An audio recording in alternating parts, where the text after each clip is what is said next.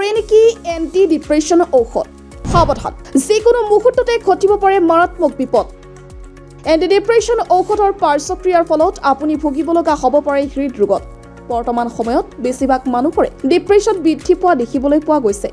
কৰ্মক্ষেত্ৰত অধিক কাম বা বিভিন্ন ঘৰুৱা সমস্যাৰ বাবে ডিপ্ৰেশ্যন বাঢ়িছে ফলত বহুতেই এণ্টি ডিপ্ৰেশ্যন ঔষধ খাবলৈ আৰম্ভ কৰিছে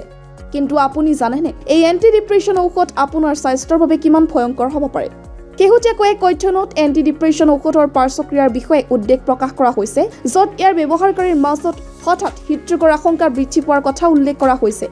কিছুমান গৱেষণাৰ তথ্য অনুসৰি কিছুমান এণ্টি ডিপ্ৰেশ্যন ঔষধে হৃদযন্ত্ৰৰ চন্দৰ বিঘিনি ঘটাব পাৰে যাৰ ফলত স্বাস্থ্যৰ গুৰুতৰ বিপদ হ'ব পাৰে এই অধ্যয়নত হাজাৰ হাজাৰ ৰোগীৰ তথ্য বিশ্লেষণ কৰি থকা দেখা গৈছে যে সেলেক্টিভ সেৰোটোনিন ৰিআপটেক ইনহিবিটৰ আৰু ট্ৰাইচাইক্লিক এণ্টি ডিপ্ৰেশ্যন আদি ঔষধ গ্ৰহণ কৰা ব্যক্তিসকলৰ অব্যৱহাৰকাৰীতকৈ হঠাতে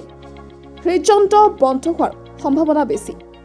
বিশেষজ্ঞসকলে জনাইছে যে এই ঔষধ পাৰ্শ্বক্ৰিয়াৰ ফলত হৃদযন্ত্ৰৰ বৈদ্যুতিক ক্ৰিয়াত বিৰূপ প্ৰভাৱ পেলাব পাৰে আৰু ইয়াৰ ফলত জীৱনলৈ ভাবুকি কঢ়িয়াই অনা অনিয়মিত হৃদস্পন্দন আদিৰ দৰে ৰোগত আক্ৰান্ত হ'ব পাৰে নিউজ ডেস্ক ৰিপৰ্ট নতুন সংবাদ